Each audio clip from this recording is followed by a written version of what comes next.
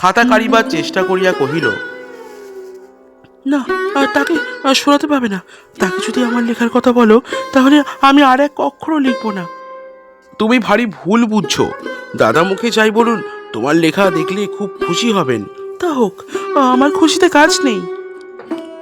চারু প্রতিজ্ঞা করিয়া বসিয়াছিল, সে লিখিবে, অমলকে আশ্চর্য করিয়া দেবে। মন্দার সহিত তাহার যে অনেক প্রভেদ, এই কথা প্রমাণ না করিয়া সে ছাড়িবে না। এই কয়দিন বিস্তর লিখিয়া সে ছিঁড়িয়া ফেলিয়াছে। যাহা লিখিতে চায় তাহা নিতান্ত অমলের লেখার মতো হইয়া ওঠে। মিলাইতে গিয়া দেখে এক একটা অংশ অমলের রচনা হইতে প্রায় অবিকল উদ্ধৃত হইয়া আসিয়াছে। সেগুলোই ভালো, বাকিগুলো কাঁচা। দেখিলে অমল নিশ্চয় মনে মনে হাসিবে। ইহাই কল্পনা করিয়া চারু সে সকল লেখা কুটি কুটি করিয়া ছিড়িয়া পুকুরের মধ্যে ফেলিয়া দিয়াছে, পাছে তাহার একটা খণ্ড দৈবাৎ অমলের হাতে আসিয়া পড়ে।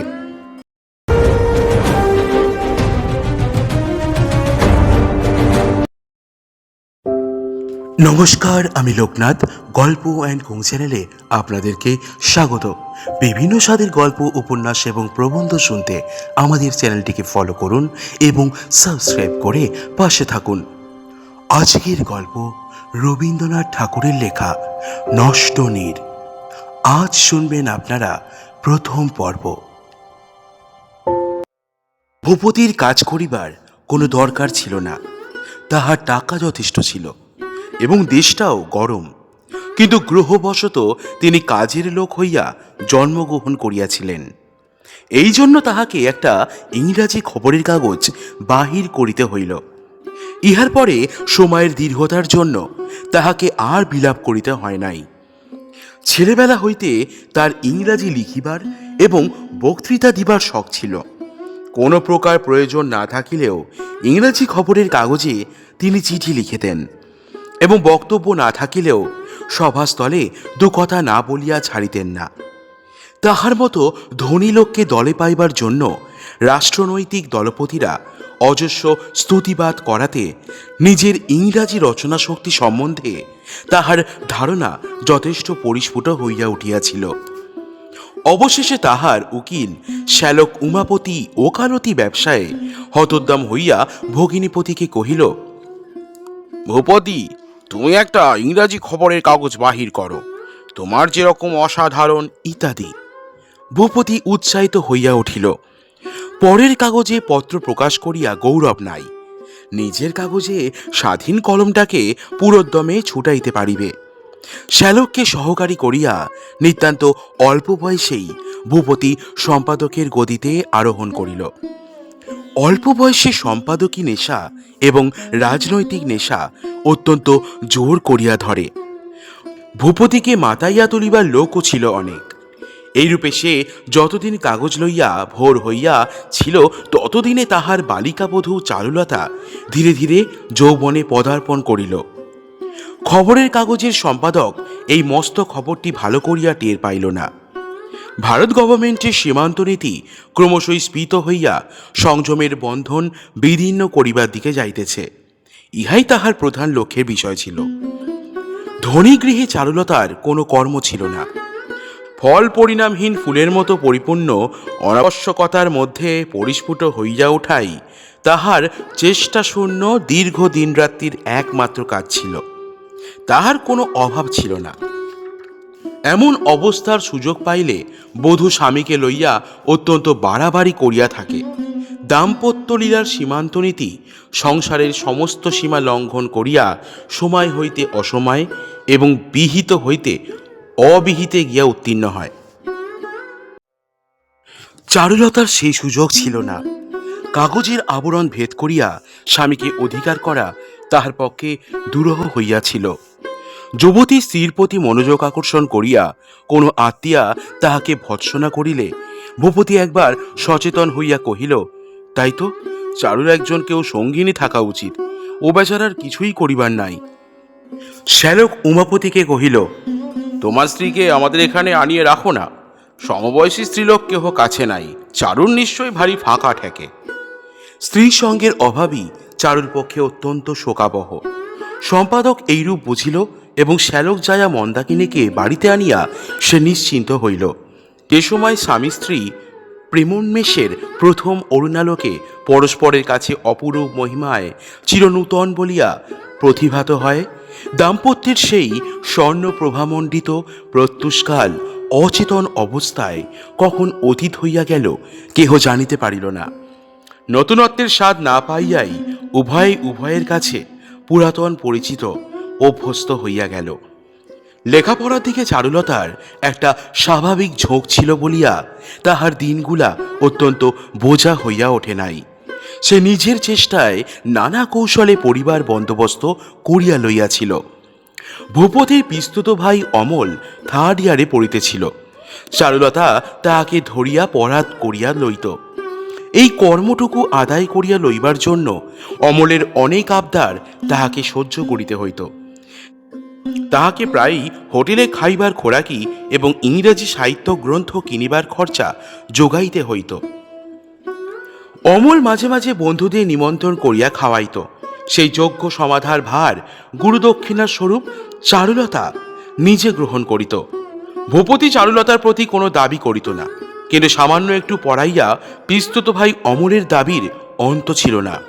তাহা লইয়া চারুলতা প্রায় মাঝে মাঝে কৃত্রিম ক্রোধ এবং বিদ্রোহ প্রকাশ করিত, কিন্তু কোনো একটা লোকের কোনো কাজে আসা এবং স্নেহের উপদ্রব সহ্য করা তাহার পক্ষে অত্যাবশ্যক হইয়া উঠিয়াছিল। অমল কহিল, বৌঠান, আমাদের কলেজের রাজবাড়ির জামাইবাবু রাজঅন্তপুরের খাস হাতের বুননি কার্পেটের জুতো পরে আসে। আমার তো সহ্য হয় না। একজোড়া কার্পেটের জুতো চাই, নইলে কোনো মতেই পদমর্যাদা রক্ষা করতে পারছি না। চারু বলিল, হ্যাঁ হ্যাঁ, তাই বই কি, আমি বসে বসে তোমার জুতো সেলাই করে মরি। দাম দিচ্ছি, বাজার থেকে কিনে আনাও গে যাও। অমল বলিল, না, সেটি হচ্ছে না। চারু জুতো সেলাই করিতে জানে না এবং অমলের কাছে সে কথা স্বীকার করিতেও চাহে না, কিন্তু তাহার কাছে কেহ কিছু চায় না। অমল চায় সংসারে সেই একমাত্র প্রার্থীর প্রার্থনা রক্ষা না করিয়া সে থাকিতে পারে না। অমল যে সময় কলেজে যাইত সেই সময় সে লুকাইয়া বহু যত্নে কার্পেটের সেলাই শিখিতে লাগিল, এবং অমল নিজে যখন তাহার জুতার দরবার সম্পূর্ণ ভুলিয়া বসিয়াছে, এমন সময় একদিন সন্ধ্যাবেলায় চারু তাহাকে নিমন্ত্রণ করিল। গ্রীষ্মের সময় ছাদের ওপর আসন করিয়া অমলের আহারের জায়গা করা হইয়াছে। বালি উড়িয়া পড়িবার ভয়ে পিতলের ঢাকনায় থালা ঢাকা রইয়াছে। অমল কলেজের বেশ পরিত্যাগ করিয়া মুখ ধুইয়া ফিটফাট হইয়া আসিয়া উপস্থিত হইল। অমল আসনে বসিয়া ঢাকা খুলিল, দেখিল থালায় একজোড়া নূতন বাঁধামো পশমের জুতা সাজানো রইয়াছে। চারুলতা উচ্চস্বরে হাসিয়া উঠিল। জুতো পাইয়া অমলের আশা আরো বাড়িয়া উঠিল। এখন গলাবন্ধ চাই, রেশমের রুমালে ফুল কাটা পাড়ার সেলাই করিয়া দিতে হইবে। তাহার বাহিরের ঘরে বসিবার বড় কেদারায় তেলের দাগ নিবারণের জন্য একটা কাজ করা আবরণ আবশ্যক।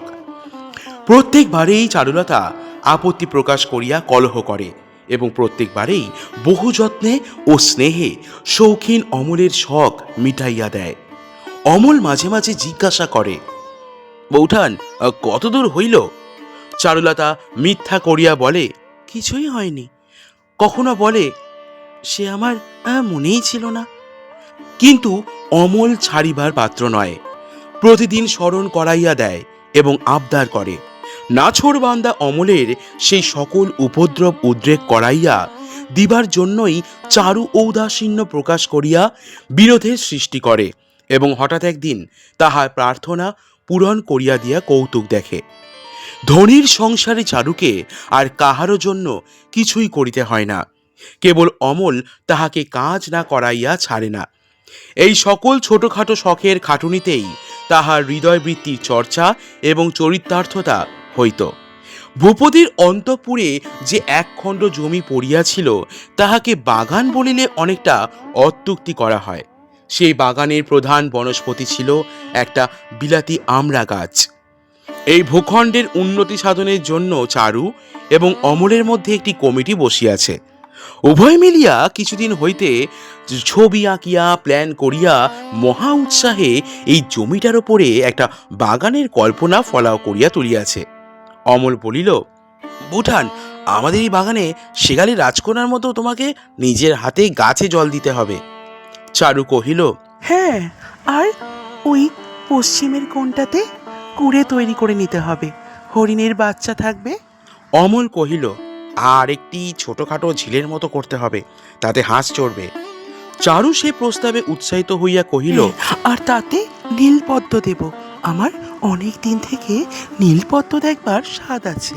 অমল কহিল, হ্যাঁ, সেই ঝিলের ওপর একটি সাঁকো বেঁধে দেওয়া যাবে, আর ঘাটে একটি বেশ ছোট ডিঙি থাকবে।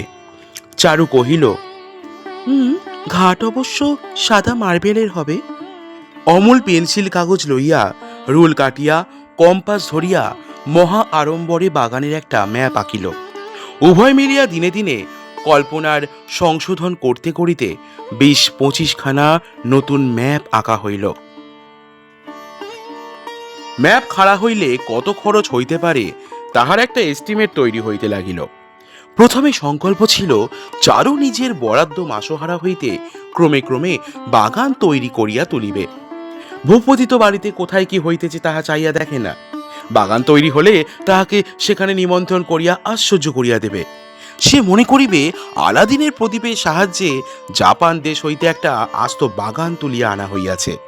কিন্তু এস্টিমেট যথেষ্ট কম করিয়া ধরিলেও চারুর সঙ্গতিতে কুলায় না। অমল তখন পুনরায় ম্যাপ পরিবর্তন করিতে বসিল। কহিল, তাহলে বৌঠান, ওই ঝিলটা বাদ দেয়া যাক। চারু কহিল, না না, ঝিল বাদ দিলে কিছুতেই চলবে না, ওতে আমার নীলপদ্ম থাকবে।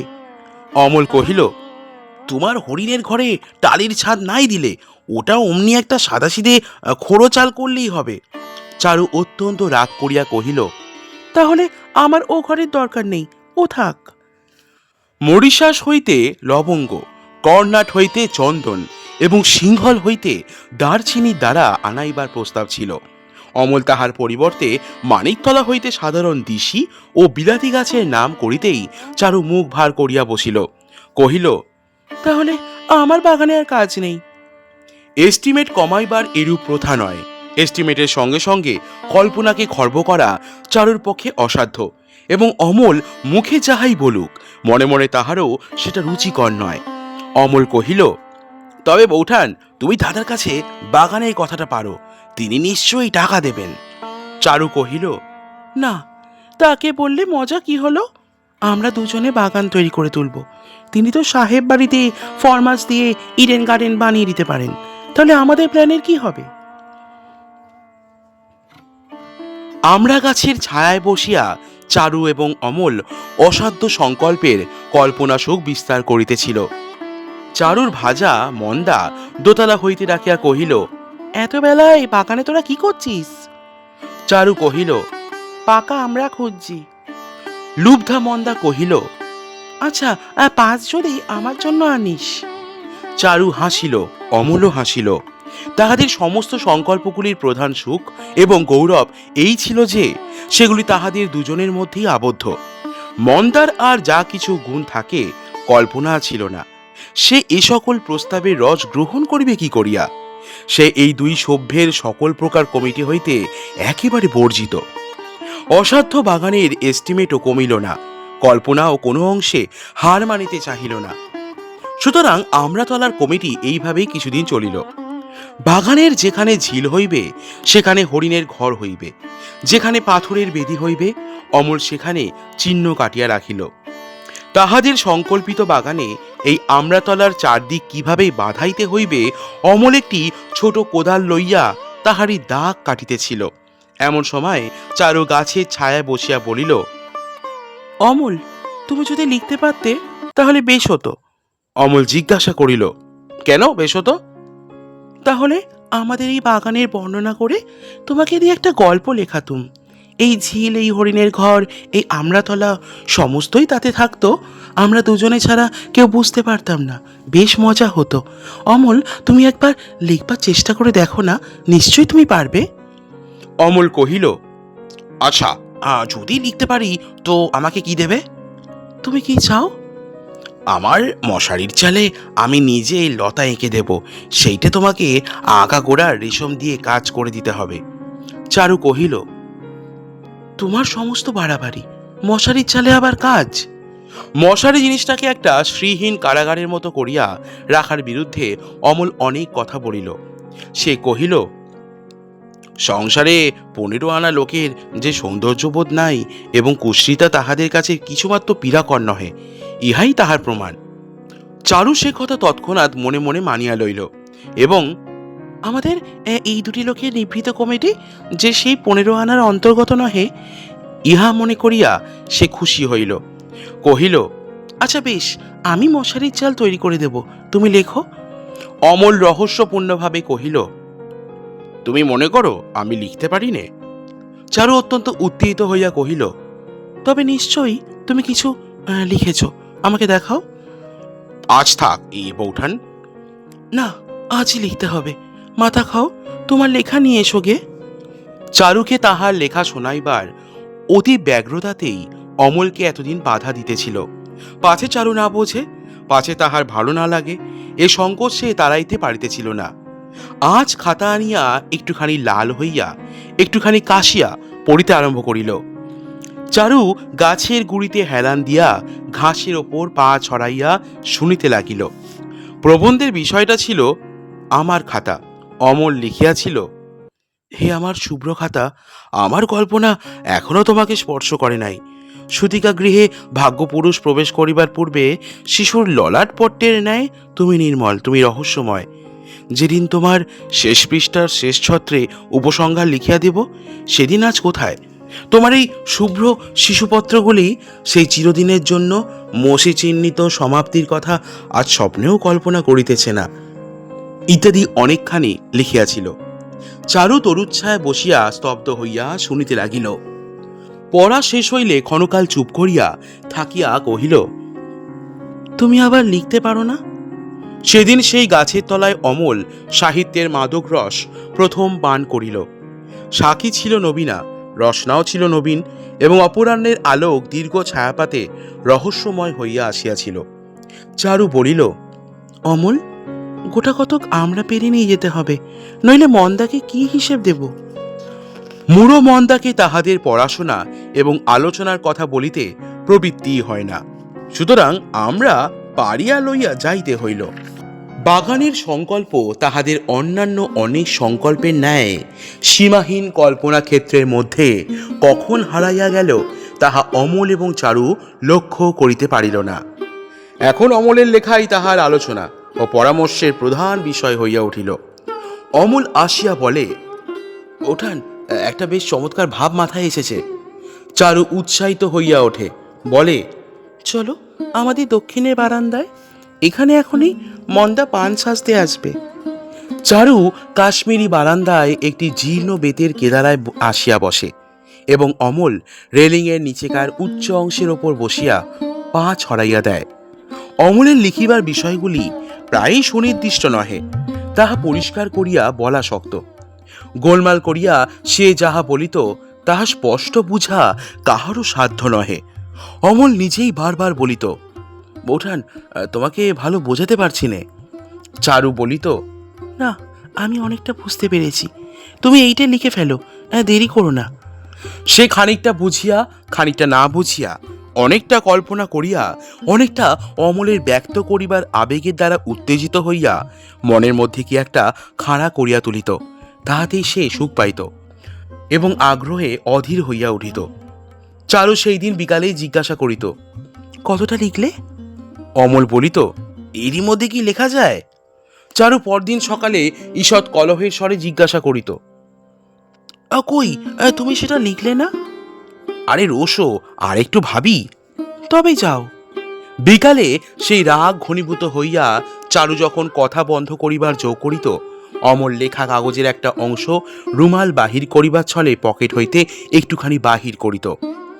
মুহূর্তে চারুর মন ভাঙিয়া গিয়া সে বলিয়া উঠিত, ওই যে তুমি লিখছ, আমাকে ফাঁকি দেখাও। অমল বলিত, এখনো শেষ হয়নি, আর একটু লিখে শোনাবো। না, এখনই শোনাতে হবে। অমল এখনই শোনাইবার জন্যই ব্যস্ত, কিন্তু চারুকে কিছুক্ষণ কাড়াকাড়ি না করাইয়া সে শোনাইত না। তারপরে অমল কাগজখানি হাতে করিয়া বসিয়া প্রথমটা একটুখানি পাতা ঠিক করিয়া লইত। পেন্সিল লইয়া দুই এক জায়গায় দু একটা সংশোধন করিতে থাকিত। ততক্ষণ চারুর চিত্ত পুলকিত কৌতূহলে জল ভারনত মেঘের মতো সেই কাগজ কয়খানির দিকে ঝুঁকিয়া রহিত। অমল দুই চারি প্যারাগ্রাফ যখন যাহা লেখে তাহা যতটুকুই হোক চারুকে সদ্য সদ্য শোনাইতে হয়। বাকি অলিখিত অংশটুকু আলোচনা এবং কল্পনায় উভয়ের মধ্যে মথিত হইতে থাকে। এতদিনে দুজনে আকাশ কুসুমের চয়নে নিযুক্ত ছিল, এখন কাব্য কুসুমের চাষ আরম্ভ হইয়া উভয়ই আর সমস্তই ভুলিয়া গেল। একদিন অপরাহ্নে অমল কালেজ হইতে ফিরিলে তাহার পকেটটা কিছু অতিরিক্ত ভরা বলিয়া বোধ হইল। অমল যখন বাড়িতে প্রবেশ করিল তখনই চারু অন্তপুরের গবাক্ষ হইতে তাহার পকেটের পূর্ণতার প্রতি লক্ষ্য করিয়াছিল। অমল অন্যদিন কালেজ হইতে ফিরিয়া বাড়ির ভেতরে আসিতে দেরি করিত না। আজ সে তাহার ভরা পকেট লইয়া বাহিরের ঘরে প্রবেশ করিল, শীঘ্র আসিবার নাম করিল না। চারু অন্তঃপুরের সীমান্ত দেশে আসিয়া অনেকবার তালি দিল, কেহ শুনিল না। চারু কিছু রাগ করিয়া তাহার বারান্দায় মন্মথ দত্তর এক বই হাতে করিয়া পড়িবার চেষ্টা করিতে লাগিল।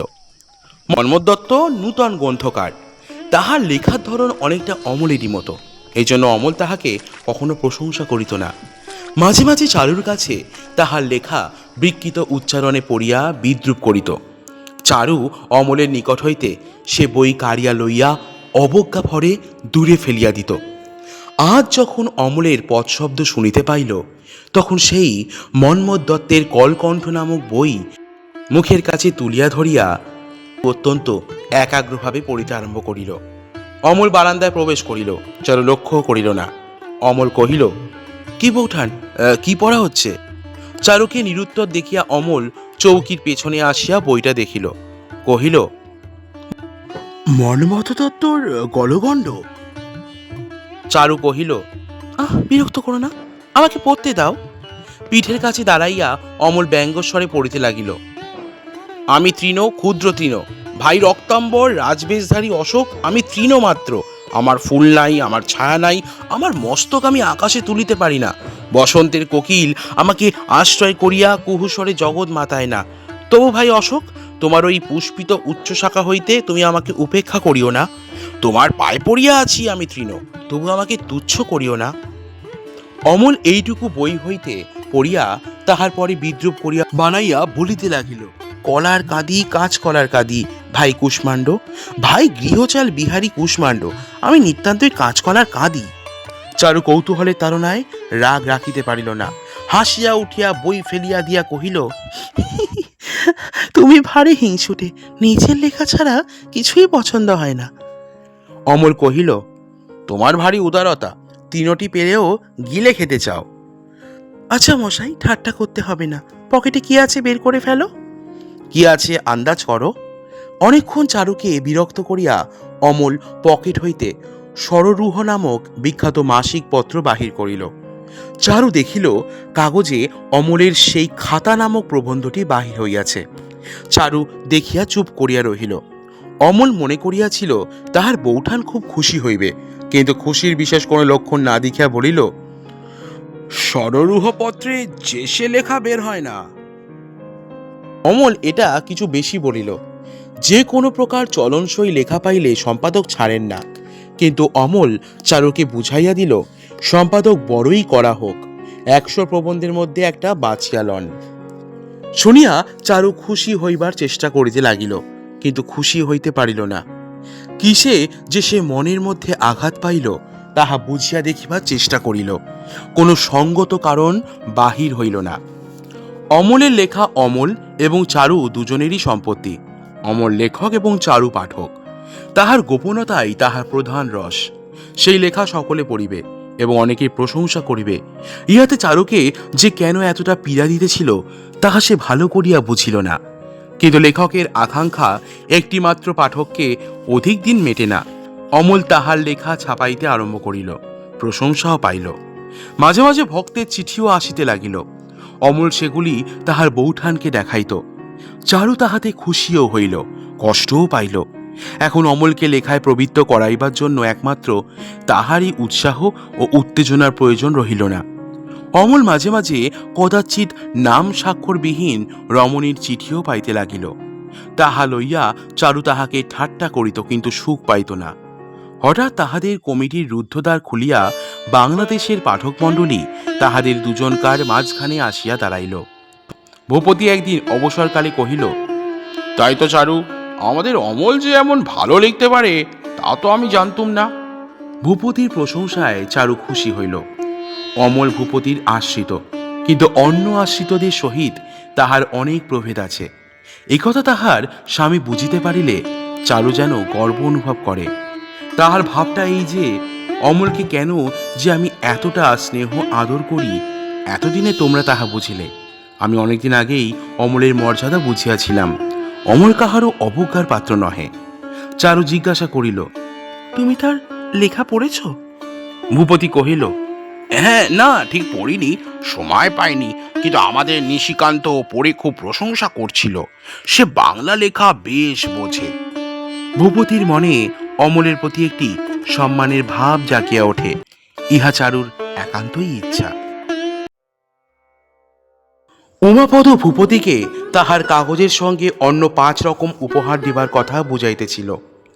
উপহারে যে কি করিয়া লোকসান কাটাইয়া লাভ হইতে পারে তা ভূপতি কিছুতেই বুঝিতে পারতেছিল না। চারু একবার ঘরের মধ্যে প্রবেশ করিয়াই উমাপদকে দেখিয়া চলিয়া গেল। আবার কিছুক্ষণ ঘুরিয়া ফিরিয়া ঘরে আসিয়া দেখিল দুইজনে হিসাব লইয়া তর্কে প্রবৃত্ত। উমাপদ চারুর অধৈর্য দেখিয়া কোনো ছুতা করিয়া বাইর হইয়া গেল। ভূপতি হিসাব লইয়া মাথা ঘুরাইতে লাগিল। চারু ঘরে ঢুকিয়া বলিল, এখনো বুঝি তোমার কাজ শেষ হলো না? দিনরাত ওই একখানা কাগজ নিয়ে যে তোমার কি করে কাটে আমি তাই ভাবি। ভূপতি হিসাব সরাইয়া রাখিয়া একটুখানি হাসিল, মনে মনে ভাবিল, হ্যাঁ, বাস্তবিক চারুর প্রতি আমি মনোযোগ দিবার সময়ই পাই না, বড় অন্যায়। ও বেচারার পক্ষে সময় কাটাইবার কিছুই নাই। ভূপতি স্নেহপূর্ণ স্বরে কহিল, আজ যে তোমার পড়া নাই, মাস্টারটি বুঝি পালিয়েছেন?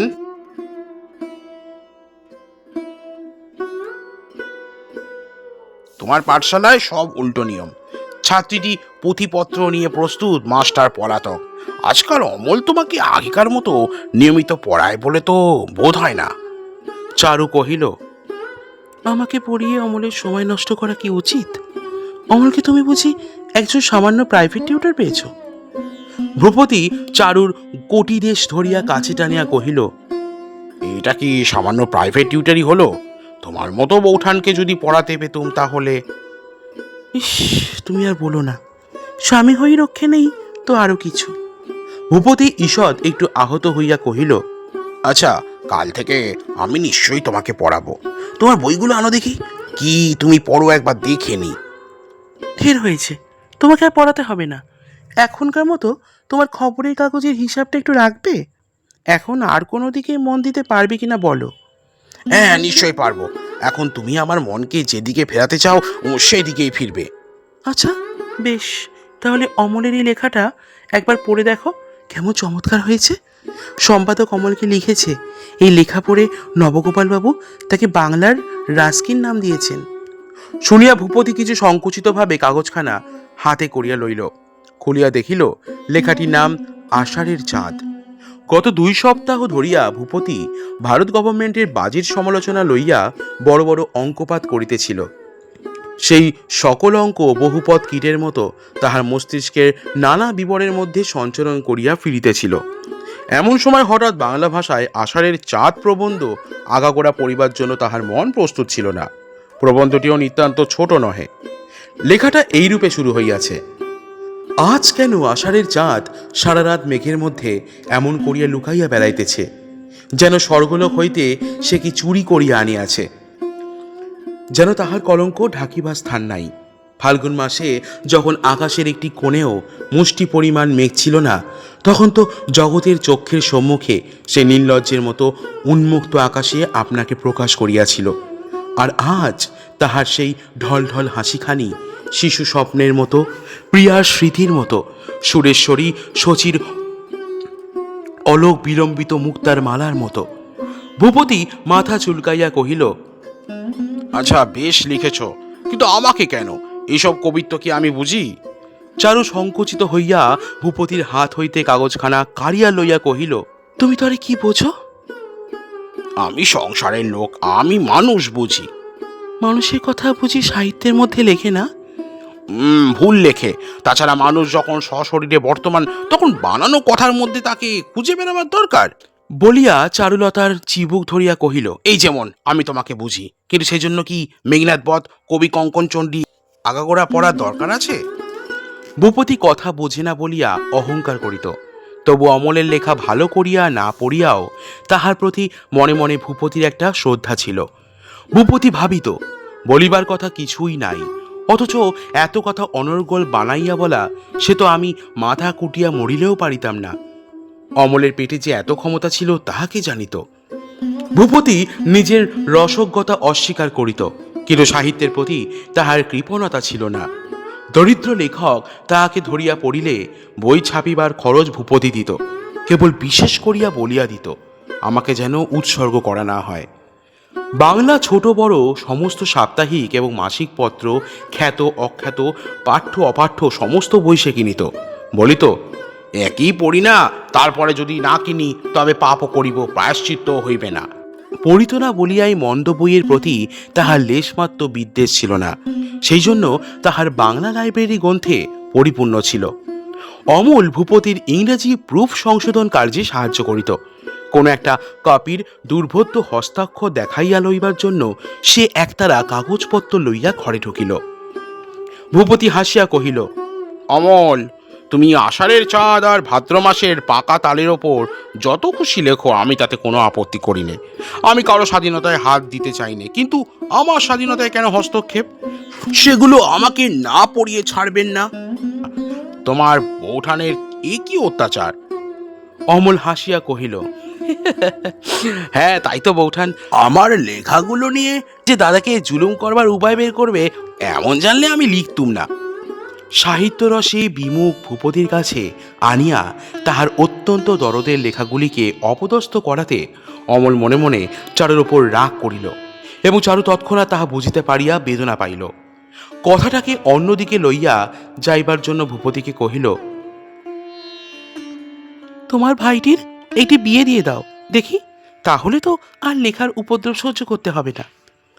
ভূপতি কহিল, এখনকার ছেলেরা আমাদের মতো নির্বোধ নয়, তাদের যত কবিত্ব লেখায়, কাজের বেলায় শিয়ানা। কই, তোমার দেওরকে তো বিয়ে করতে রাজি করাতে পারলে না। চারু চলিয়া গেলে ভূপতি অমলকে কহিল, অমল, আমাকে এই কাগজের হাঙ্গামে থাকতে হয়। চারু বেচারা বড় একলা পড়েছে, কোনো কাজকর্ম নেই, মাঝে মাঝে আমার এই লেখবার ঘরে উঁকি মেরে চলে যায়। কি করব বলো? তুমি অমল ওকে একটু পড়াশোনায় নিযুক্ত পারলে ভালো হয়। মাঝে মাঝে চারুকে যদি ইংরাজি কাব্য থেকে তর্জমা করে শোনাও, তাহলে ওর উপকারও হয়, ভালোও লাগে। চারুর সাহিত্যে বেশ রুচি আছে। অমল কহিল, হ্যাঁ হ্যাঁ তা আছে, বোঠান যদি আরও একটু পড়াশোনা করেন, তাহলে আমার বিশ্বাস উনি নিজে বেশ ভালো লিখতে পারবেন। ভূপতি হাসিয়া কহিল, ততটা আশা করি নে, কিন্তু চারু বাংলা লেখার ভালো মন্দ আমার চেয়ে ঢের বুঝতে পারে। হ্যাঁ, ওর কল্পনা শক্তি বেশ আছে, স্ত্রীলোকের মধ্যে এমন দেখা যায় না।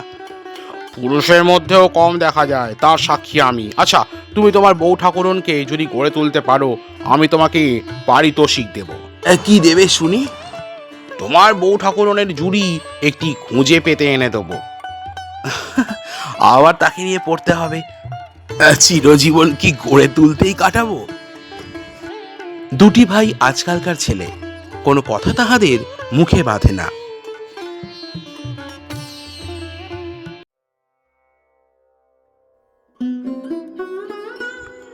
পাঠক সমাজে প্রতিপত্তি লাভ করিয়া অমল এখন মাথা তুলিয়া উঠিয়াছে।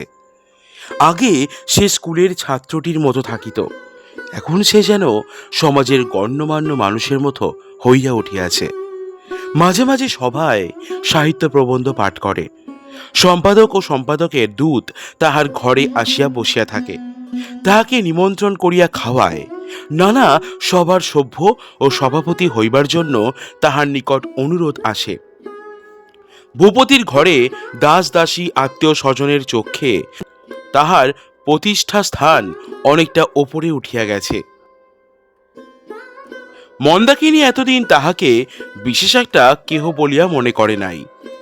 অমল ও চারুর হাস্যালাপ আলোচনাকে সে ছেলে মানুষই বলিয়া উপেক্ষা করিয়া পান সাজিত ও ঘরের কাজকর্ম করিত। নিজেকে সে উহাদের চেয়ে শ্রেষ্ঠ এবং সংসারের পক্ষে আবশ্যক বলিয়া জানিত। অমলের পান খাওয়া অপরিমিত ছিল। মন্দার ওপর পান সাজিবার ভার থাকতে সে পানের অযথা অপব্যয় বিরক্ত হইত। অমলে চারুতে ষড়যন্ত্র করিয়া মন্দার পানের ভাণ্ডার প্রায়ই লুট করিয়া আনা তাহাদের একটা আমোদের মধ্যে ছিল। কিন্তু এই শৌখিন চোর দুটির চৌর্য পরিহাস মন্দার কাছে আমোদজনক বোধ হইত না। আসল কথা, একজন আশ্রিত অন্য আশ্রিতকে প্রসন্ন চক্ষে দেখে না। অমলের জন্য মন্দাকে যেটুকু গৃহকর্ম অতিরিক্ত করিতে হইত সেইটুকুতে সে যেন কিছু অপমান বোধ করিত। চারু অমলের পক্ষপাতী ছিল বলিয়া মুখ ফুটিয়া কিছু বলিতে পারিত না, কিন্তু অমলকে অবহেলা করিবার চেষ্টা তাহার সর্বদাই ছিল। সুযোগ পাইলেই দাস দাসীদের কাছেও গোপনে অমলের নামে খোঁচা দিতে এসে ছাড়িত না, তাহারাও যোগ দিত। কিন্তু অমলের যখন অভ্যুত্থান আরম্ভ হইল তখন মন্দার একটু চমক লাগিল। সে অমল এখন আর নাই। এখন তাহার সংকুচিত নম্রতা একেবারে ঘুচিয়া গেছে। অপরকে অবজ্ঞা করিবার অধিকার এখন যেন তাহারই হাতে। সংসারে প্রতিষ্ঠা প্রাপ্ত হইয়া যে পুরুষ অসংশয়ে অকুণ্ঠিতভাবে নিজেকে প্রচার করিতে পারে, যে লোক একটা নিশ্চিত অধিকার লাভ করিয়াছে, সেই সমর্থ পুরুষ সহজেই নারী দৃষ্টি আকর্ষণ করিতে পারে। মন্দা যখন দেখিল অমল চারিদিক হইতেই শ্রদ্ধা পাইতেছে, তখন সেও অমলের উচ্চ মস্তকের দিকে মুখ তুলিয়া চাহিল। অমলের তরুণ মুখে নবগৌরবের গর্বোজ্জ্বল দীপ্তি মন্দার চক্ষে মোহ আনিল। সে যেন অমলকে নূতন করিয়া দেখিল। এখন আর পান চুরি করিবার প্রয়োজন রহিল না। অমলের খ্যাতি লাভে চারুর এই আর একটা লোকসান। তাহাদের ষড়যন্ত্রের কৌতুক বন্ধনটুকু বিচ্ছিন্ন হইয়া গেল। পান এখন অমলের কাছে আপনিই আসিয়া পড়ে, কোনো অভাব হয় না। তাহা ছাড়া তাহাদের দুইজনে গঠিত দল হইতে মন্দাকিনীকে নানা কৌশলে দূরে রাখিয়া তাহারা যে আমোদ বোধ করিত, তাহাও নষ্ট হইবার উপক্রম হইয়াছে। মন্দাকে তফাতে রাখা কঠিন হইল। অমল যে মনে করিবে চারুই তাহার একমাত্র বন্ধু ও সমজদার, ইহা মন্দার ভালো লাগিত না। পূর্বকৃত অবহেলা সে সুদে আসলে শোধ দিতে উদ্যত। সুতরাং অমলে চারুতে মুখোমুখি হইলেই মন্দা কোনো ছলে মাঝখানে আসিয়া ছায়া ফেলিয়া গ্রহণ লাগাইয়া দিত। হঠাৎ মন্দার এই পরিবর্তন লইয়া চারু তাহার অসাক্ষাতে যে পরিহাস করিবে, সে অবসরটুকু পাওয়া শক্ত হইল। মন্দার এই অনাহুত প্রবেশ চারুর কাছে যত বিরক্তকর বোধ হইত, অমলের কাছে ততটা বোধ হয় নাই, একথা বলা বাহুল্য। বিমুখ রমণীর মন ক্রমশ তাহার দিকে যে ফিরিতেছে, ইহাতে ভেতরে ভেতরে সে একটা আগ্রহ অনুভব করিতেছিল। কিন্তু চারু যখন দূর হইতে মন্দাকে দেখিয়া তীব্র মৃদু স্বরে বলিত, ওই আসছেন, তখন অমলও বলিত, ও তাই তো, জ্বালালে দেখছি। পৃথিবীর অন্য সকল সঙ্গের প্রতি অসহিষ্ণুতা প্রকাশ করা তাহাদের একটা দস্তুর ছিল। অমল সেটা হঠাৎ কি বলিয়া ছাড়ে। অবশেষে মন্দাকিনী নিকটবর্তিনী হইলে অমল যেন বলপূর্বক সৌজন্য করিয়া বলিত, তারপরে মন্দা বৌঠান, আজ তোমার পানির বাটায় বাটপাড়ির লক্ষণ কিছু দেখলে? যখন চাইলেই পাও ভাই, তখন চুরি করবার দরকার। না না, চেয়ে পাওয়ার চেয়ে তাতে সুখ বেশি। তোমরা কি পড়ছিলে? পড়ো না ভাই, থামলে কেন? পড়া শুনতে আমার বেশ লাগে। ইতিপূর্বে পাঠানুরাগের জন্য খ্যাতি অর্জন করিতে মন্দার কিছুমাত্র চেষ্টা দেখা যায় নাই, কিন্তু কলভি বলবত্তর। চারুর ইচ্ছা নহে, অরসিকা মন্দার কাছে অমল পড়ে। অমলের ইচ্ছা মন্দাও তাহার লেখা শোনে। অমল, কমলাকান্তের দপ্তরে সমালোচনা লিখে এনেছো, সে কি তোমার? হলেমি বা মুখ্য, তবু শুনলে কি একেবারেই বুঝতে পারি নে। তখন আর একদিনের কথা অমলের মনে পড়িল। চারুতে মন্দাতে বিনতি খেলিতেছে। সে তাহার লেখা হাতে করিয়া খেলা সভায় প্রবেশ করিল। চারুকে শুনাইবার জন্য সে অধীর। খেলা ভাঙিতেছে না দেখিয়া সে বিরক্ত। অবশেষে বলিয়া উঠিল, তোমরা তবে খেলো বৌঠান, আমি অখিলবাবুকে লেখাটা শুনিয়া আসি গে। চারু অমলের চাদর চাপিয়া কহিল, আহ আহ বসো না, যাও কোথায়? বলিয়া তাড়াতাড়ি হারিয়া খেলা শেষ করিয়া দিল। মন্দা বলিল, তোমাদের পড়া আরম্ভ হবে বুঝি? তবে আমি উঠি। চারু ভদ্রতা করিয়া কহিল, কেন, তুমিও শোনো না ভাই? না ভাই, আমি তোমাদের ওসব ছাইপাস কিছুই বুঝি নে, আমার কেবল ঘুম পায়। বলিয়া সে অকালে খেলা ভঙ্গে উভয়ের প্রতি অত্যন্ত বিরক্ত হইয়া চলিয়া গেল। সেই মন্দা আজ কমলাকান্তের সমালোচনা শুনিবার জন্য উৎসুক। অমল কহিল, তা বেশ তো, মন্দা বৌঠান তুমি শুনবে, সে তো আমার সৌভাগ্য। বলিয়া পাতা উল্টাইয়া আবার গোড়া হইতে পড়িবার উপক্রম করিল। লেখার আরম্ভে সে অনেকটা পরিমাণ রস ছড়াইয়াছিল, সেটুকু বাদ দিয়া পড়িতে তাহার প্রবৃত্ত হইল না। চারু তাড়াতাড়ি বলিল, ঠাকুরপো, তুমি যে বলেছিলে জাহ্নবী লাইব্রেরি থেকে পুরনো মাসিক পত্র কতগুলো এনে দেবে। ও সে তো আজ নয়। আজই তো? বেশ, ভুলে গেছো বুঝি? না না, ভুলবো কেন, তুমি যে বলেছিলে। আচ্ছা বেশ, এনো না, তোমরা পড়ো, আমি যাই পরেশকে লাইব্রেরিতে পাঠিয়ে দিই গে। বলিয়া চারু উঠিয়া পড়িল। অমল বিপদ আশঙ্কা করিল। মন্দা মনে মনে বুঝিল এবং মুহূর্তের মধ্যেই চারুর প্রতি তাহার মন বিষাক্ত হইয়া উঠিল। চারু চলিয়া গেলে অমল যখন উঠিবে কিনা ভাবিয়া ইতস্তত করতেছিল, মন্দা ঈষৎ হাসিয়া কহিল, যাও ভাই, মান ভাঙাও গে। চারু রাগ করেছে, আমাকে লেখা শোনালে মুশকিলে পড়বে। ইহার পরে অমলের পক্ষে ওঠা অত্যন্ত কঠিন। অমল চারুর প্রতি কিছু রুষ্ট হইয়া কহিল, কেন, মুশকিল কিসের? বলিয়া লেখা বিস্তৃত করিয়া ধরিয়া পড়িবার উপক্রম করিল। মন্দা দুই হাতে তাহার লেখা আচ্ছাদন করিয়া বলিল, না না, কাজ নেই ভাই, পড়ো না। বলিয়া যেন অশ্রু সংবরণ করিয়া অন্যত্র চলিয়া গেল।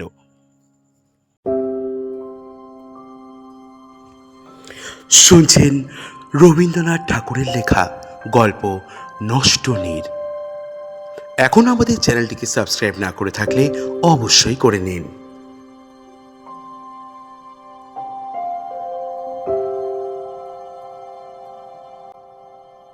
চারু নিমন্ত্রণে গিয়েছিল। মন্দা ঘরে বসিয়া চুলের দড়ি বিনাইতেছিল। বৌঠান, বলিয়া অমল ঘরের মধ্যে প্রবেশ করিল। মন্দা নিশ্চয় জানিত যে চারুর নিমন্ত্রণে যাওয়ার সংবাদ অমলের অগোচর ছিল না। হাসিয়া কহিল, ও আহা অমলবাবু, কাকে খুঁজতে এসে কার দেখা পেলে? এমনি তোমার অদৃষ্ট। অমল কহিল, না না, বাঁদিকের বিচালিও যেমন ডান দিকে বিচালিও ঠিক তেমনই, গধর্বের পক্ষে দুই সমান আদরের। বলিয়া সেইখানে বসিয়া গেল। আচ্ছা মন্দা বৌঠান, তোমাদের দেশের গল্প বলো, আমি শুনি।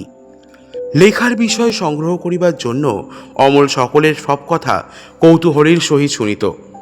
সেই কারণে মন্দাকে এখন সে আর পূর্বের ন্যায় সম্পূর্ণ উপেক্ষা করিত না। মন্দার মনস্তত্ত্ব, মন্দার ইতিহাস এখন তাহার কাছে ঔৎসুক্যজনক।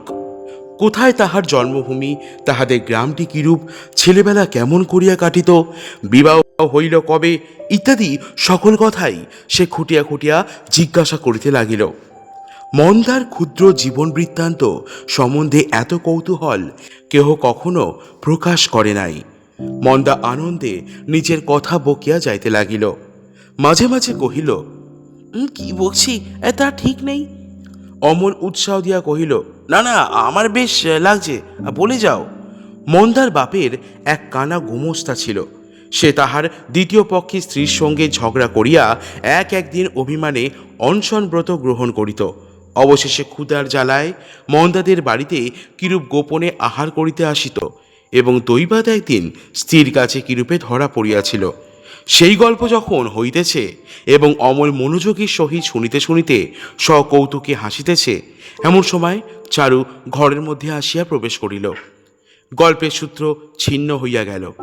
তাহার আগমনে হঠাৎ একটা জমাট সভা ভাঙিয়া গেল। চারু তাহা স্পষ্ট বুঝিতে পারিল। অমল জিজ্ঞাসা করিল, বৌঠান, এত সকাল সকাল ফিরে এলে যে? তাই তো দেখছি, বেশি সকাল সকালই ফিরেছি বলিয়া চলিয়া যাইবার উপক্রম করিল। অমল কহিল, না না, ভালোই করেছ, বাঁচিয়েছ আমাকে। আমি ভাবছিলাম কখন না জানি ফিরবে। মন্মথ দত্তর সন্ধ্যার পাখি বলে নতুন বইটা তোমাকে পড়ে শোনাবো বলে এনেছি। এখন থাক, আমার কাজ আছে। না না, কাজ থাকে তো আমাকে হুকুম করো, আমি করে দিচ্ছি। চারু জানিত অমল আজ বই কিনিয়া আনিয়া তাকে শুনাইতে আসিবে। চারু ঈর্ষা জন্মাইবার জন্য মন্মথর লেখার প্রচুর প্রশংসা করিবে এবং অমল সেই বইটাকে বিকৃত করিয়া পড়িয়া বিদ্রুপ করিতে থাকিবে।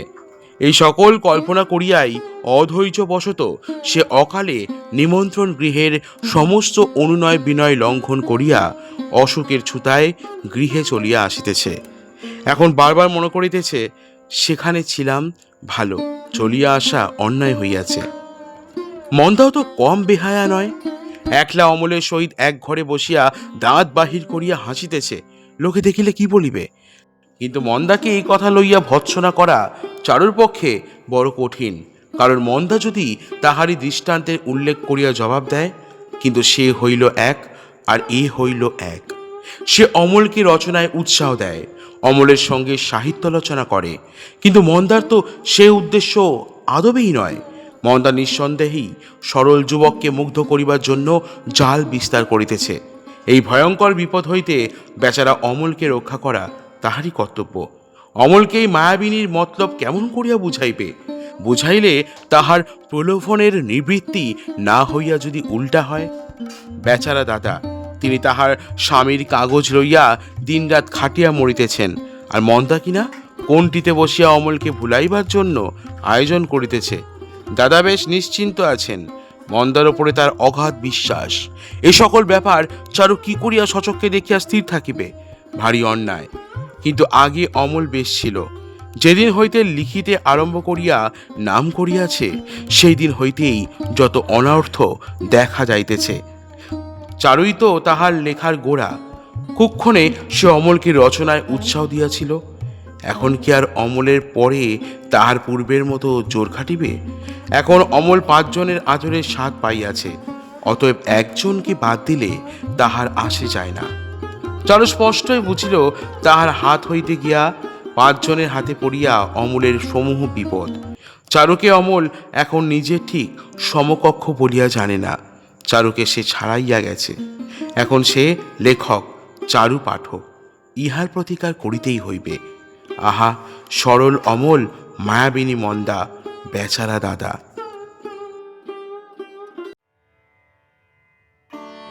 সেদিন আষাঢ়ের নবীন মেঘে আকাশ আচ্ছন্ন। ঘরের মধ্যে অন্ধকার ঘনীভূত হইয়াছে বলিয়া চারু তাহার খোলা জানালার কাছে একান্ত ঝুঁকিয়া পড়িয়া কি একটা লিখিতেছে। অমল কখন নিঃশব্দ পদে পশ্চাতে আসিয়া দাঁড়াইল তাহা সে জানিতে পারিল না। বাদলার স্নিগ্ধ আলোকে চারু লিখিয়া গেল, অমল পড়িতে লাগিল। পাশে অমলেরই 2-1 ছাপানো লেখা খোলা পড়িয়া আছে। চারুর কাছে সেইগুলিই রচনার একমাত্র আদর্শ। তবে যে বলো, তুমি লিখতে পারো না? হঠাৎ অমলের কণ্ঠ শুনিয়া চারু অত্যন্ত চমকিয়া উঠিল। কহিল, তোমার ভারী অন্যায়। ও, কি অন্যায় করেছি? লুকিয়ে লুকিয়ে দেখছিলে কেন? ও, প্রকাশ্যে দেখতে পাইনি বলে। চারু তাহার লেখা ছিঁড়িয়া ফেলিবার উপক্রম করিল। অমল ফস করিয়া তার হাত হইতে খাতা কাড়িয়া লইল। চারু কহিল, তুমি যদি পড়ো, তোমার সঙ্গে জন্মের মতো আরি। ও, যদি পড়তে বারণ করো তাহলে তোমার সঙ্গেও জন্মের মতো আরি। আমার মাথা ঘটা করবো, পড়ো না। অবশেষে চারুকেই হার মানিতে হইল, কারণ অমলকে তাহার লেখা দেখাইবার জন্য মন ছটফট করিতেছিল, অথচ দেখাইবার বেলায় যে তাহার এত লজ্জা করিবে তাহা সে ভাবে নাই। অমল যখন অনেক অনুনয় করিয়া পড়িতে আরম্ভ করিল, তখন লজ্জায় চারুর হাত পা বরফের মতো হিম হইয়া গেল। কহিল, আমি পান দিয়ে আসি গে, বলিয়া তাড়াতাড়ি পাশের ঘরে পান সাজিবার উপলক্ষ করিয়া চলিয়া গেল। অমল পড়া সাঙ্গ করিয়া চারুকে গিয়া কহিল, চমৎকার হয়েছে। যাও, আর ঠাট্টা করতে হবে না, দাও আমার খাতা দাও। না না, খাতা এখন দেবো না, লেখাটা কপি করে নিয়ে কাগজে পাঠাবো। হ্যাঁ, কাগজে পাঠাবে বই কি? না, সে হবে না। চারু ভারী গোলমাল করিতে লাগিল। অমলও কিছুতেই ছাড়িল না। সে যখন বারবার শপথ করিয়া কহিল, আরে কাগজে দেবার উপযুক্ত হইয়াছে, তখন চারু যেন নিতান্ত হতাশ হইয়া কহিল, তোমার সঙ্গে তো পেরে উঠবার জো নেই। যেটা ধরবে সে আর কিছুতেই ছাড়বে না। আর দাদাকে একবার দেখাতে হবে। শুনিয়া চারু পান সাজা ফেলিয়া আসন হইতে বেগে উঠিয়া পড়িল। খাতা কাড়িবার চেষ্টা করিয়া কহিল, না, তাকে শোনাতে পাবে না। তাকে যদি আমার লেখার কথা বলো, তাহলে আমি আর এক অক্ষরও লিখবো না। তুমি ভারী ভুল বুঝছো। দাদা মুখে যাই বলুন, তোমার লেখা দেখলে খুব খুশি হবেন। তা হোক, আমার খুশিতে কাজ নেই। চারু প্রতিজ্ঞা করিয়া বসিয়াছিল, সে লিখিবে, অমলকে আশ্চর্য করিয়া দেবে। মন্দার সহিত তাহার যে অনেক প্রভেদ, এই কথা প্রমাণ না করিয়া সে ছাড়িবে না। এই কয়দিন বিস্তর লিখিয়া সে ছিঁড়িয়া ফেলিয়াছে। যাহা লিখিতে চায় তাহা নিতান্ত অমলের লেখার মতো হইয়া ওঠে। মিলাইতে গিয়া দেখে এক একটা অংশ অমলের রচনা হইতে প্রায় অবিকল উদ্ধৃত হইয়া আসিয়াছে। সেগুলোই ভালো, বাকিগুলো কাঁচা। দেখিলে অমল নিশ্চয় মনে মনে হাসিবে। ইহাই কল্পনা করিয়া চারু সে সকল লেখা কুটি কুটি করিয়া ছিড়িয়া পুকুরের মধ্যে ফেলিয়া দিয়াছে, পাছে তাহার একটা খণ্ড দৈবাত অমলের হাতে আসিয়া পড়ে। প্রথমে সে লিখিয়াছিল শ্রাবণের মেঘ, মনে করিয়াছিল ভাবাশ্রু জলে অভিষিক্ত খুব একটা নূতন লেখা লিখিয়াছি। হঠাৎ চেতনা পাইয়া দেখিল জিনিসটা অমলের আষাঢ়ের চাঁদের এপিট ওপিট মাত্র। অমল লিখিয়াছে, ভাই চাঁদ, তুমি মেঘের মধ্যে চোরের মতো লুকাইয়া বেড়াইতেছ কেন? চারু লিখিয়াছিল, সখী কাদম্বিনী হঠাৎ কোথা হইতে আসিয়া তোমার নীলাঞ্চলের তলে চাঁদকে চুরি করিয়া পলায়ন করিতেছ, ইত্যাদি। কোনো মতেই অমলের গণ্ডি এড়াইতে না পারিয়া অবশেষে চারু রচনার বিষয় পরিবর্তন করিল। চাঁদ, মেঘ, শেফালি, বউ কথা কও, এ সমস্ত ছাড়িয়া সে কালীতলা বলিয়া একটা লেখা লিখিল। তাদের গ্রামে ছায়ায় অন্ধকার পুকুরটির ধারে কালীর মন্দির ছিল। সেই মন্দিরটি লইয়া তাহার বাল্যকালের কল্পনা ভয় উৎসুক। সেই সম্বন্ধে তাহার বিচিত্র স্মৃতি, সেই জাগ্রত ঠাকুরানীর মাহাত্ম্য সম্বন্ধে গ্রামে চিরপ্রচলিত প্রাচীন গল্প, এই সমস্ত লইয়া সে একটি লেখা লিখিল। তাহার আরম্ভ ভাগ অমলের লেখার ছাদে কাব্যাড়ম্বর পূর্ণ হইয়াছিল, কিন্তু খানিকটা অগ্রসর হইতেই তাহার লেখা সহজেই সরল এবং পল্লীগ্রামের ভাষাভঙ্গি আভাসে পরিপূর্ণ হইয়া উঠিয়াছিল। এই লেখাটি অমল কারিয়া লইয়া পড়িল। তাহার মনে হইল গোড়ার দিকটা বেশ সরস হইয়াছে, কিন্তু কবিত্ব শেষ পর্যন্ত রক্ষিত হয় নাই। যা হোক, প্রথম রচনার পক্ষে লেখিকার উদ্যম প্রশংসনীয়। চারু কহিল, ঠাকুরপো, এসো আমরা একটা মাসিক কাগজ বের করি, কি বলো? অনেকগুলি রৌপ্যচক্র না হলে সে কাগজ চলবে কি করে? আমাদের এই কাগজে কোনো খরচ নেই, ছাপা হবে না তো, হাতের অক্ষরে লিখবো। তাতে তোমার আমার ছাড়া আর কারো লেখা বেরোবে না, কাউকে পড়তে দেয়া হবে না, কেবল 2 কপি করে বের হবে, একটি তোমার জন্য, একটি আমার জন্যে। কিছুদিন পূর্বে হইলে অমল এ প্রস্তাবে মাতিয়া উঠিত। এখন গোপনতার উৎসাহ তাহার চলিয়া গেছে। এখন 10 জনকে উদ্দেশ্য না করিয়া কোনো রচনায় সে সুখ পায় না। তবু সাবেক কালের ঠাট বজায় রাখিবার জন্য উৎসাহ প্রকাশ করিল। সে বেশ মজাই হবে। চারু কহিল, কিন্তু প্রতিজ্ঞা করতে হবে, আমাদের কাগজ ছাড়া আর কোথাও তুমি লেখা বের করতে পারবে না। তাহলে সম্পাদকরা যে মেরেই ফেলবে। আর আমার হাতে বুঝি মারের অস্ত্র নেই? সেইরূপই কথা হইল। 2 সম্পাদক, 2 লেখক এবং 2 পাঠক মিলিয়া এটি কমিটি বসিল। অমল কহিল, কাগজের নাম দেয়া যাক চারুপাঠ। চারু কহিল, না, এর নাম অমলা। এই নূতন বন্দোবস্তে চারু মাঝের কয়দিনের দুঃখ বিরক্তি ভুলিয়া গেল। তাদের মাসিক পত্রটিতে তো মন্দার প্রবেশ করিবার কোনো পথ নাই, এবং বাহিরের লোকেরও প্রবেশের দ্বার রুদ্ধ। ভূপতি একদিন আসিয়া কহিল, চারু, তুমি যে লেখিকা হয়ে উঠবে, পূর্বে এমন তো কোনো কথা ছিল না। চারু চমকিয়া লাল হইয়া উঠিয়া কহিল, আমি লেখিকা? কে বললে তোমাকে? কখনো না।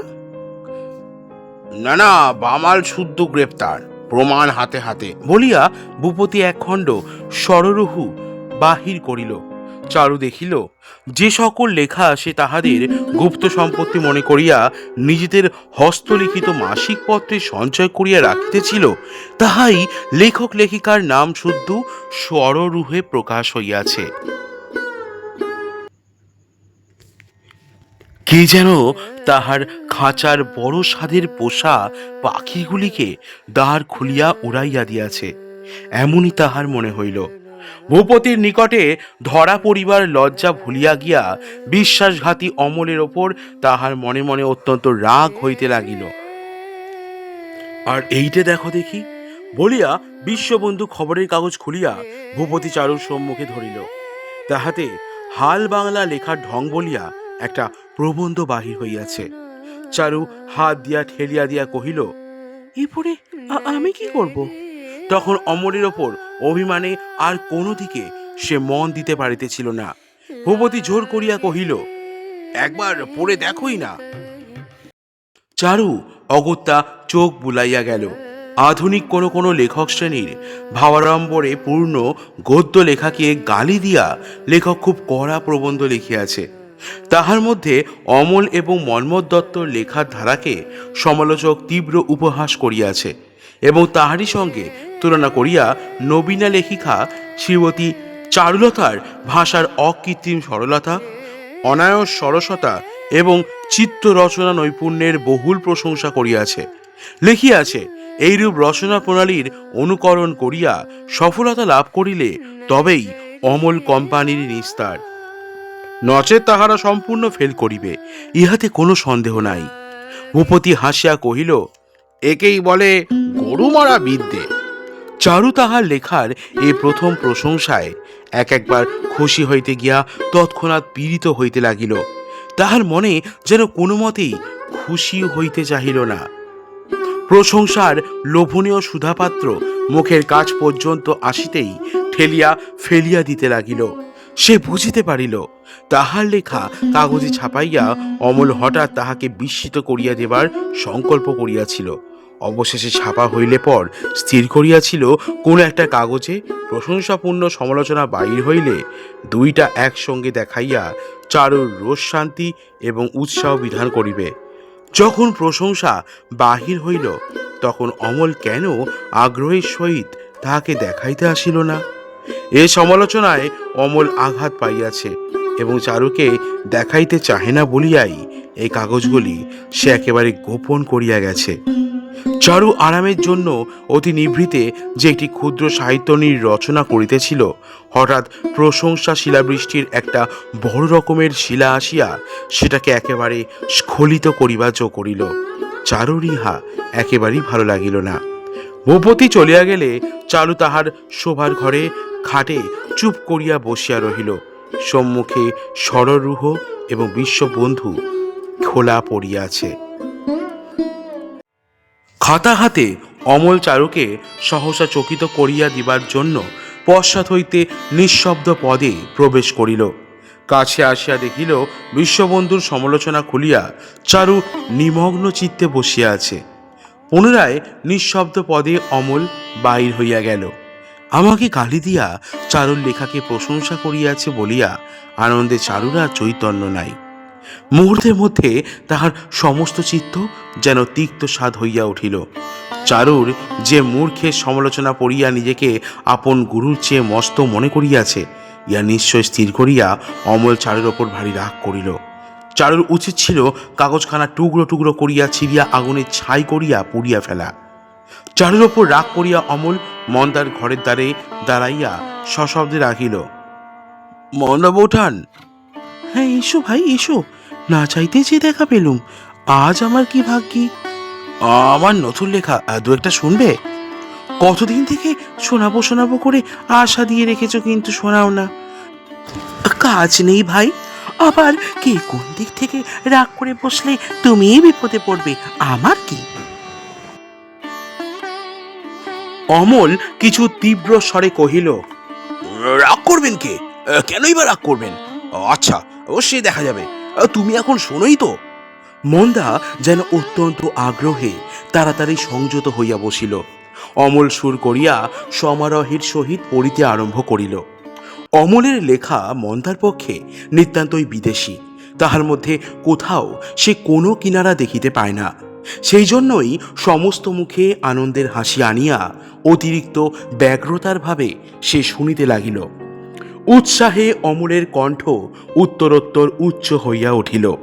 সে পড়িতেছিল, অন্য যেমন গর্ভবাসকালে কেবল বুহ্য প্রবেশ করিতে শিখিয়াছিল, বুহ্য হইতে নির্গমন শেখে নাই, নদী স্রোত সেইরূপ গিরিদড়ির পাষাণ জঠরের মধ্যে থাকিয়া কেবল সম্মুখেই চলিতে শিখিয়াছিল, পশ্চাতে ফিরিতে শেখে নাই। হায় নদী স্রোত, হায় যৌবন, হায় কাল, হায় সংসার, তোমরা কেবল সম্মুখেই চলিতে পারো। যে পথে স্মৃতির স্বর্ণমণ্ডিত উপলখণ্ড ছড়াইয়া আসো, সে পথে আর কোনোদিন ফিরিয়া যাও না। মানুষের মনই কেবল পশ্চাতের দিকে যায়, অনন্ত জগৎ সংসার সেদিকে ফিরিয়াও তাকায় না। এমন সময় মন্দার দ্বারের কাছে একটি ছায়া পড়িল।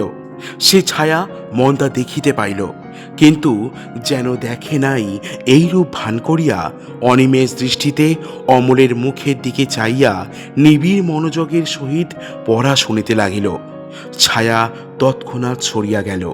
চারু অপেক্ষা করিয়াছিল অমল আসিলেই তাহার সম্মুখে বিশ্ববন্ধু কাগজটিকে যথোচিত লাঞ্ছিত করিবে এবং প্রতিজ্ঞা ভঙ্গ করিয়া তাহাদের লেখা মাসিক পত্রে বাহির করিয়াছে বলিয়া অমলকেও ভর্ৎসনা করিবে।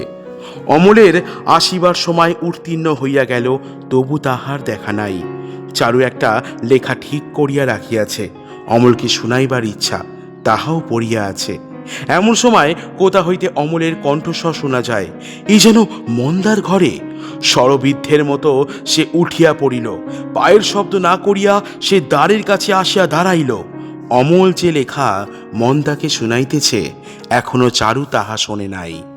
অমল পড়িতেছিল, মানুষের মনই কেবল পশ্চাতের দিকে চায়, অনন্ত জগৎ সংসার সেদিকে ফিরিয়াও তাকায় না। চারু যেমন নিঃশব্দে আসিয়াছিল, তেমন নিঃশব্দে আর ফিরিয়া যাইতে পারিল না। আজ পরে পরে দুই তিনটা আঘাতে তাহাকে একেবারে ধৈর্যচ্যুত করিয়া দিল। মন্দা যে এক বর্ণ বুঝিতেছে না এবং অমল যে নিতান্ত নির্বোধ মূঢ়ের মতো তাহাকে পড়িয়া শোনাইয়া তৃপ্তি লাভ করিতেছে, এই কথা তাহার চিৎকার করিয়া বলিয়া আসিতে ইচ্ছা করিল, কিন্তু না বলিয়া সক্রোধ পদশব্দে তাহা প্রচার করিয়া আসিল। শয়ন গৃহে প্রবেশ করিয়া চারু দ্বার সশব্দে বন্ধ করিল। অমল ক্ষণকালের জন্য পড়ায় ক্ষান্ত দিল। মন্দা হাসিয়া চারুর উদ্দেশ্যে ইঙ্গিত করিল। অমল মনে মনে কহিল, বৌঠানের এ কি দৌরাত্ম্য! তিনি কি ঠিক করিয়া রাখিয়াছেন, আমি তাহারই কৃতদাস। তাহাকে ছাড়া আর কাহাকেও পড়া শোনাইতে পারিব না, এ যে ভয়ানক জুলুম। এই ভাবিয়া সে আরো উচ্চ স্বরে মন্দাকে পড়িয়া শুনাইতে লাগিল। পড়া হইয়া গেলে চারুর ঘরের সম্মুখ দিয়া সে বাহিরে চলিয়া গেল। একবার চাহিয়া দেখিল ঘরের দ্বার রুদ্ধ। চারু পদশব্দে বুঝিল অমল তাহার ঘরের সম্মুখ দিয়া চলিয়া গেল। একবারও থামিল না। রাগে ক্ষোভে তাহার কান্না আসিল না। নিজের নূতন লেখা খাতাখানি বাহির করিয়া তাহার প্রত্যেক পাতা বসিয়া বসিয়া টুকরো টুকরো করিয়া ছিঁড়িয়া স্তূপাকার করিল। হায়, কি কুক্ষণেই এই সমস্ত লেখালেখি আরম্ভ হইয়াছিল।